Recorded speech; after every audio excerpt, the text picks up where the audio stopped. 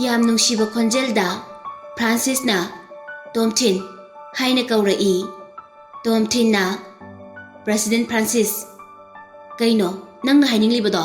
ꯁꯠ-ꯁꯠ ꯍꯥꯏꯌꯨ, ꯑꯩ ꯊꯕꯛ ꯌꯥꯝꯅ ꯆꯤꯜꯂꯤ꯫ ꯇꯣꯝꯊꯤꯟꯅ ꯅꯪꯒꯤ ꯚꯤꯗꯤꯑꯣ ꯑꯃ ꯑꯩꯉꯣꯟꯗ ꯂꯩ, ꯅꯨꯄꯥ ꯈꯛꯇꯒꯤ ꯑꯣꯏꯕ ꯕꯥꯔꯗ ꯅꯝꯈꯤꯕ ꯚꯤꯗꯤꯑꯣꯗꯣ꯫ ꯚꯤꯗꯤꯑꯣꯁꯤ ꯃꯤꯅ ꯎꯈ꯭ꯔꯕꯗꯤ ꯅꯪꯁꯦ ꯀꯔꯤꯅꯤ ꯍꯥꯏꯅ ꯈꯟꯈꯤꯅꯤ?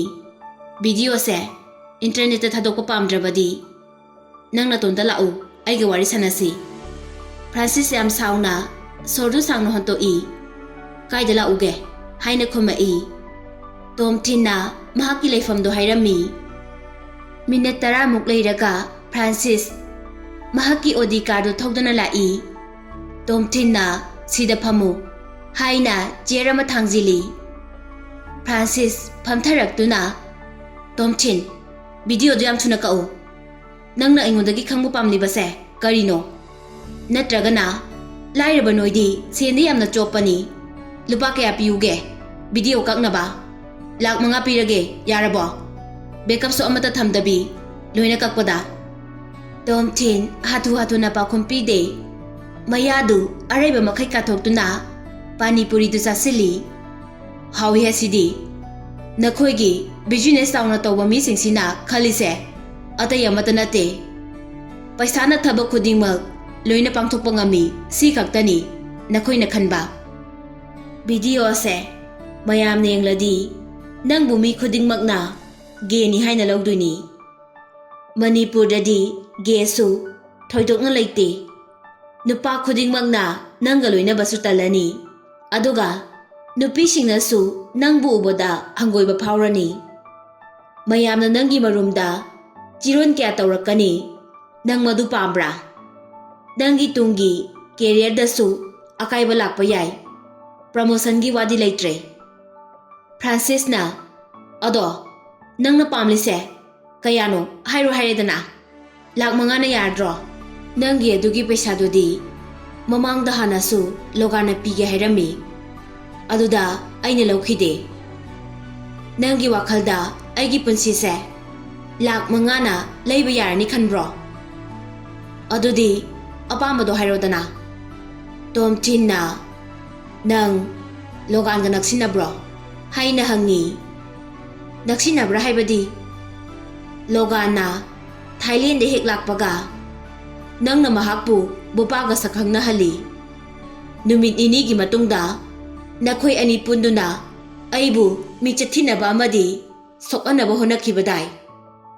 ꯐ꯭ꯔꯥꯟꯁꯤꯁꯅ, ꯑꯩ ꯃꯍꯥꯛꯄꯨꯗꯤ ꯃꯁꯛ ꯈꯪꯉꯤ, ꯑꯗꯨꯕꯨ ꯑꯩꯈꯣꯏ ꯑꯅꯤꯗꯤ ꯌꯥꯝ ꯅꯛꯁꯤꯟꯅꯅ ꯂꯣꯏꯅꯕꯗꯤ ꯅꯠꯇꯦ꯫ ꯇꯣꯝꯊꯤꯟꯅ, ꯐ꯭ꯔꯥꯟꯁꯤꯁ, ꯑꯩꯉꯣꯟꯗꯗꯤ ꯑꯣꯏꯗꯕ ꯉꯥꯡꯒꯅꯨ꯫ ꯃꯤꯒꯤ ꯊꯤꯕꯣꯡ ꯊꯤꯔꯤꯟ ꯐꯥꯎꯕ ꯂꯣꯏꯅ ꯎꯕ ꯉꯝꯕ ꯃꯤꯅꯤ꯫ ꯅꯪ ꯅꯆꯤꯟ ꯌꯥꯝꯅ ꯊꯤꯕ ꯃꯤꯅꯤ꯫ ꯍꯣꯏ ꯐꯔꯦ, ꯉꯁꯤꯒꯤꯗꯤ ꯃꯇꯥꯡ ꯁ꯭ꯋꯥꯏꯗ ꯋꯥꯔꯤ ꯁꯥꯟꯅꯕꯁꯤ ꯂꯣꯏꯁꯤꯜꯂꯁꯤ꯫ ꯐ꯭ꯔꯥꯟꯁꯤꯁ ꯐꯝꯗꯨꯅ ꯇꯣꯝꯊꯤꯟꯗ ꯌꯦꯡꯉꯒ ꯂꯩꯔꯤ꯫ ꯉꯥꯏꯍꯥꯛ ꯂꯩꯔꯕ ꯃꯇꯨꯡ, ꯇꯣꯝꯊꯤꯟ, ꯅꯪꯅ ꯄꯥꯝꯂꯤꯁꯦ ꯀꯩꯅꯣ ꯍꯥꯏꯅ ꯍꯪꯉꯛꯏ꯫ ꯑꯩꯒꯤꯗꯤ ꯍꯥꯟꯅ ꯍꯥꯏꯈꯤꯕ ꯋꯥꯍꯪꯗꯨꯒꯤꯅꯦ ꯄꯥꯎꯈꯨꯝ ꯑꯩ ꯄꯥꯝꯃꯤ꯫ ꯐ꯭ꯔꯥꯟꯁꯤꯁꯅ, ꯍꯣꯏ, ꯑꯩ ꯂꯣꯒꯥꯟꯕꯨ ꯃꯁꯛ ꯃꯨꯟꯅ ꯈꯪꯉꯤ꯫ ꯑꯩꯈꯣꯏ ꯑꯅꯤ ꯌꯥꯝ ꯅꯛꯁꯤꯟꯅꯕ ꯄꯥꯔꯠꯅꯔꯅꯤ꯫ ꯅꯈꯣꯏ ꯑꯅꯤꯗꯤ ꯃꯇꯧ ꯀꯔꯝꯅ ꯈꯪꯅꯈꯤ? ꯌꯨꯅꯥꯏꯇꯦꯗ ꯁ꯭ꯇꯦꯠꯇ ꯑꯩꯅ ꯏꯀꯣꯅꯣꯃꯤꯛꯁ ꯑꯃꯗꯤ ꯃꯦꯅꯦꯖꯃꯦꯟꯠ ꯇꯝꯕ ꯆꯠꯄꯗ ꯃꯍꯥꯛꯁꯨ ꯇꯝꯃꯒ ꯂꯩꯔꯝꯃꯤ꯫ ꯃꯍꯥꯛꯁꯨ ꯃꯅꯤꯄꯨꯔꯤ ꯃꯆꯥ ꯑꯣꯏꯔꯝꯕꯅ ꯑꯩꯈꯣꯏ ꯑꯅꯤ ꯊꯦꯡꯅꯕꯗꯒꯤ ꯈꯪꯅꯈꯤꯕꯅꯤ꯫ ꯑꯩꯅꯁꯨ ꯃꯍꯥꯛꯁꯦ ꯑꯆꯧꯕ ꯀꯝꯄꯅꯤ ꯑꯃꯒꯤ ꯃꯦꯖꯔ ꯁꯦꯌꯔ ꯍꯣꯜꯗꯔ ꯑꯃꯒꯤ ꯃꯆꯥꯅꯤ ꯍꯥꯏꯕ ꯈꯪꯈꯤ꯫ ꯑꯩꯁꯨ ꯃꯍꯥꯛꯀ ꯇꯤꯟꯅꯕꯗ ꯀꯥꯟꯅꯒꯅꯤ ꯈꯟꯗꯨꯅ ꯃꯥꯒ ꯅꯛꯁꯤꯟꯅꯈꯤꯕꯅꯤ꯫ ꯑꯩꯈꯣꯏ ꯑꯅꯤ ꯁꯨꯝ ꯂꯩꯃꯤꯟꯅꯔꯛꯄꯗꯒꯤ ꯂꯨꯅ ꯇꯤꯟꯅꯕ ꯏꯃꯥꯟꯅꯕ ꯍꯥꯏꯕꯗꯣ ꯑꯣꯏꯈꯤ꯫ ꯇꯣꯝꯊꯤꯟꯅ, ꯐꯔꯦ, ꯑꯩꯅ ꯅꯪꯕꯨ ꯀꯧꯕꯒꯤ ꯑꯁꯦꯡꯕ ꯃꯔꯝꯗꯣ ꯍꯥꯏꯒꯦ꯫ ꯑꯩ ꯂꯣꯒꯥꯟꯕꯨ ꯃꯄꯨꯟꯁꯤꯗ ꯀꯥꯎꯕ ꯉꯝꯂꯣꯏꯗꯕ ꯆꯩꯅꯥ ꯑꯃ ꯄꯤꯕ ꯄꯥꯝꯃꯤ, ꯍꯥꯠꯄꯗꯤ ꯍꯥꯠꯂꯣꯏ꯫ ꯃꯍꯥꯛꯀꯤ ꯃꯔꯝꯗꯗꯤ ꯅꯪꯅ ꯑꯩꯉꯣꯟꯗꯒꯤ ꯈꯪꯕꯅ ꯍꯦꯜꯂꯝꯒꯅꯤ꯫ ꯃꯁꯤꯗ ꯅꯪꯅ ꯌꯥꯔꯗꯤ ꯅꯪꯒꯤꯁꯨ ꯀꯥꯟꯅꯕ ꯐꯪꯒꯅꯤ꯫ ꯑꯩꯅ ꯚꯤꯗꯤꯑꯣꯗꯨ ꯅꯪꯒꯤ ꯅꯃꯥꯡꯗ ꯀꯛꯀꯅꯤ꯫ ꯅꯣ ꯋꯦ, ꯅꯪꯅ ꯃꯥꯕꯨ maithiba piba ngambagi natik leite. Ai mabu yamuna khangi. Mahak tauge khankiba thabakta hongdaba misakni. Mahaki imungsu power yamna leibani. Aidi magi mayokta leiduna nangi nating pangba ngamloi. Aidi nangkumba punsi manglasu yaba apangwa mi nate. President Francis, ai nangonda karimta taw haikidena. Aina pambadi mahaki aron atupu oiro. Mahak na khara sonba lambi takpabu oiro. Adu khangningbagi wani. Nangna aingonda haidu I haibasi. Mahak na kaidangmungda khangba ngamloi. Khanglasu karimta tawba ngamloi. Ai leiri. Adubo aina hairiba request nangna yadradi nang Francis masinda tapna chakhotabagi masasidi haina soli. Tomthin su taraduna noi. Nangna ingonda tawkhiba thabaktugi laman su khumdribani. Nangonda muk osira adi nangsu afabo oiroi. Logana aibu police station da thamnaba hotnabada paisa mayam ama tingamgani. Ai matau karamna thoglai haibadi nang khangbra. Francis yam sauna Tomthin da yengduna leiri. Francis, ai si jailda chahi ahum leirure haiba nang su khangliduni. Aduna aise karama makhangi mi oiramgani haibadi nangna hena khanglamlani. Aina nangi pakhumdo hojikma khumu haina force tawroi. Nomagi matam pigani. Hayeng nungthilda amu thengnaduna pakhumdo piba yagani. Aina tabada haraugadaba oigadabani. Natrabadi migi karimta khandana tawningbada tawba ngamba Tomthin haibadu khanghangani. Adomsu wakhaldu taramgani aina haise. Tomthin asi hairaga Manipuri do amuk sasili. Francis na Tomthin nang logan gi mayokta leiba pamliba sidi karigino haina hangi. Maramdi kanagumba kharana aigi mangnaba tawra abadi aina amuk handuna mayoknaba haibasi aigi ithawni. Nangbusu aina chaina kharadi phanghanba yabani.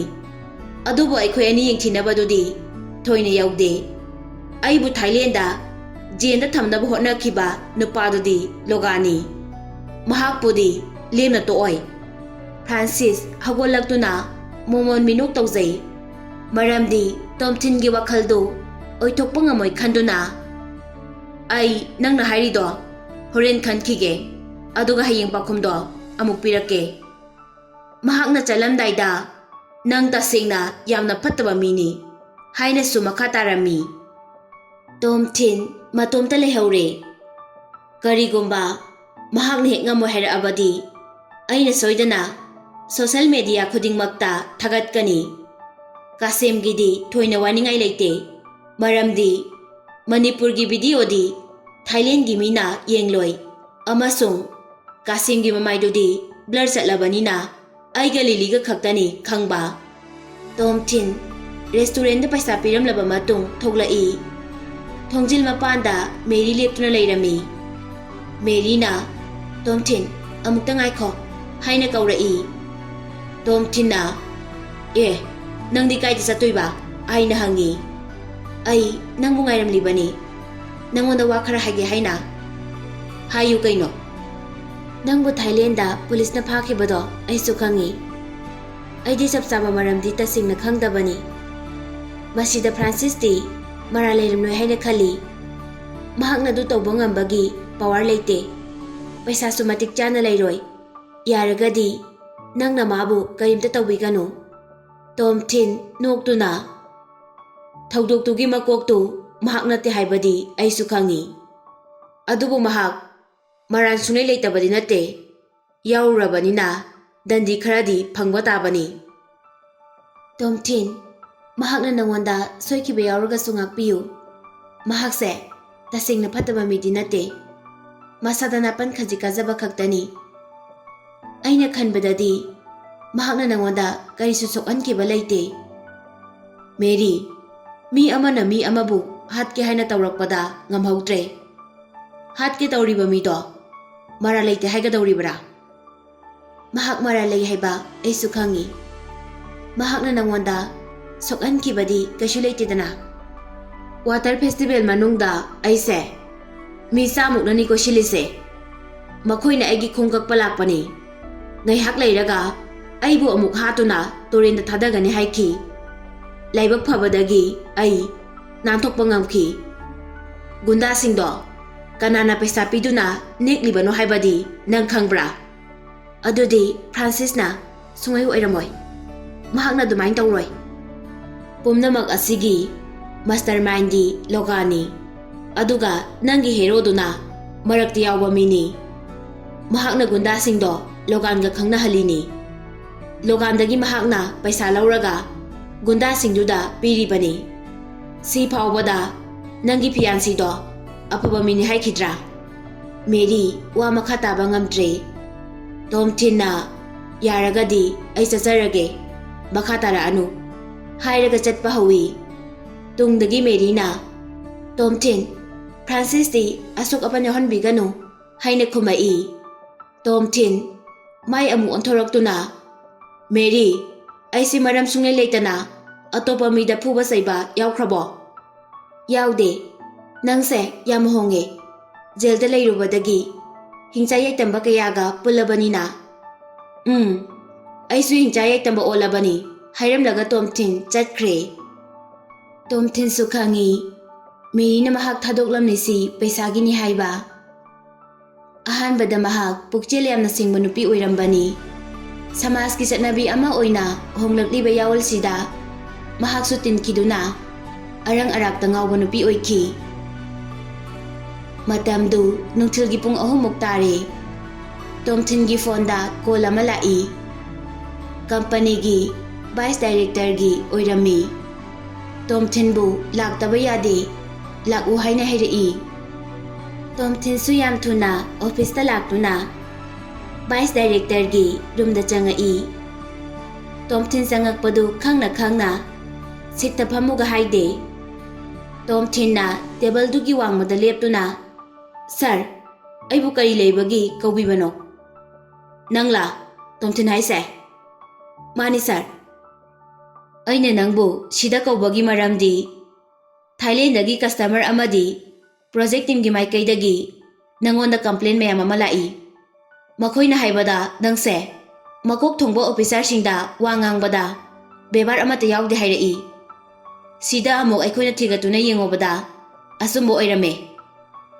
nangna company asigi guideline gi wangmada thabak tawramabanina makhata na company asida nang thabak tawba yarroi adubo nang compensation oina paisa kharadi phangani resign paper sida leire nangi haiduna Tomthin de insili Tomthin na sir aina khanbada complaint tawrakpagi chedo aina yengbagi right lei aduna amukta yengjage Tomthin nang sauningam haiba ai sukhangi adubu nang makhata na thabak laktaba yarani company asina discipline leitaba mi budi kaidonungda welcome taude wayam nangangna dabida lemna hankibana pharani sir ai sukhangi kana amata na ingoda complaint tawrakpa leite haiba logana ro natragana Liligi mama mapana insila ira officer du Tomthin de yam usitana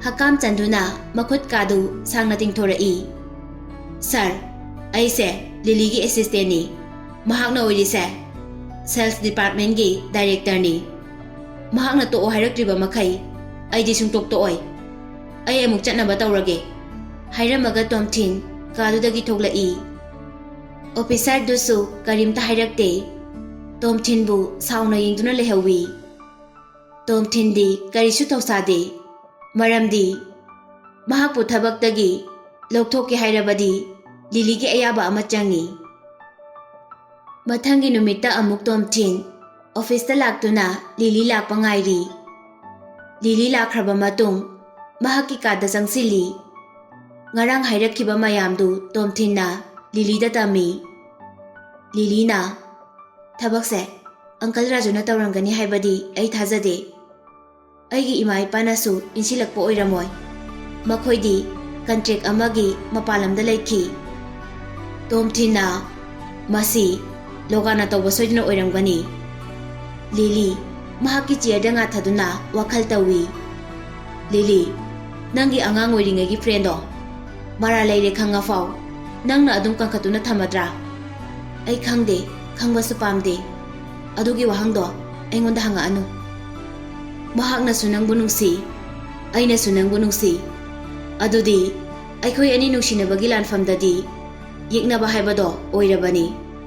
Madubu aina matau karamna tarain hekta laugani. Mafamse office ni. Office ka mari leinadaba atopa wa amta ngang kanu. Hoi yare. Aina harise yam serious oinane. Company asigi vice director duna aibu terminate tawrani haire. Miss Lily, nangna aibu kanbigadra. Lily, kari sukomde. Tomthin da artha yam leina yengduna lei. Lily ki mamit khuyeng doda kaloi harak tong mali. Tomthin na, Miss Lily, nangna hana haikibu wadusu ai loine yarage. Kisu tawraroi, konsu kolaroi. Nangna aibu makhata na nangi assistant ohelabadi. Lily, harauzai aduga nangna bu madu amuka hek tawraba. Nangbu soidana thabaktagi laukthokani. Hoi, ai tawraroi. Lily, nangse minungsi yamna lei. Nasada nupi ama oibagi gunsu ama tawate. Nangse aigidi lairembini. Sinani aina nangbu. Lily, noklibadu lepaga. Yare lepo. Matang sida nangna adu haibagi mathau tade. Aina nangwanda minungsi maset ama phawba leite. Nangna project tu phangnaba honakibada wakiba adugi khalaga nangbu ngakpibani. Tomthin na, hoi haireroi. Ado miss na aibu kanbiu ko. Nangse yamna phai. Asuk yamna phaba nangkumba nupiga khangnaba phangjabase aigidi laibak yamna phabani. Khare leiradi akhoida. Tomthin, nang thokro. Get out. Tomthin na, yes miss. Hairaga bebar leina makok non thai. Tomthin su Lily na kanbini haira abanina karisu thoksadre. Makhata na Lily gi assistant oini khanbada haraujai. Lily, office hour loiraduna mahaki room dagi thoglai. Tomthin su Lily gi matung inaduna. Lily, ngasidi ai nangbu yum phawba thinbidoine. Karigi thindoiba? Nangi gari lebra haise? Aigidi nate nangi gari duda. Thinbagi mathau tade. Aina yarakani khanbro. Lily, aise nangi assistant ni. Nangonda khajiktang asoi angam yaura abadi aingonda loina tainagadawribani. Lily na, nangonda kanana hairake. Aigi driver oibiyu haina. Nangi plan do ai loina khangi. Ngasai kari haiki haibado madu kaugdo fai. Hojikti office ki matam loirasidi. Romance ki wari saba hobo yari kaino. Aina nungsidaba mida. Aina kamaina nungsibagi wari sadoino. Lily, yari thenge chalo silao. Hairega Lily gi nakanda lepi. Lily gi pampomda khudombina thillaga. Chalo, hai. Lily, kariso hairamdana prapap jatki. Tomthin su Lily gi matungda adum inarai. Lily, mahaki gari park toromliba adomda laktuna. Mahaki gari da kakhatke tawi. Tomthin na, driver seat ki thongdu hangtokpa yaroi haina phai. Lily, sodo engonda piro ai thoge. Piroi. Gari gi piro juno piro. Ai sange thongse phagano. Thado oi. Lily, nangna police ta call tawge su tawro. Karimta di kanaba phangloi. Ai se nangi assistant ni. Aduga boyfriend su oiribani. Nangonda section dana kanada sikilu haino. Office to the lady ba mi singdu makoida yengba yaunara. Lily su Tomthin se mahaki assistant oibanina driver ohellaga chatpana farani khali. Tomthin da so dulang sili. Tomthin na, gari da kakalo chalasi hairami. Lily, leptuna adum lei. Tomthin na, makhut paiduna mamangi sita phamu haina khodang paiduna pui. Lily, Tomthin gi makhutu kanthokduna matomta laktuna mamangi situda kakhatuna famki. Tomthin na kardu gi maikai amada mukchelaktuna driver seat काखलक्तुना फम्मी गाड़ीदु थौबा हौरई लंबीदा तोमथिनना लिली नंगदि नतोमतगा लेरे नुंगथिलगी साकलेंदी गाड़ीना अयाम्बा चागे हाइना हंगी लिलीना मधु नंगना खंगबगी नथौ नते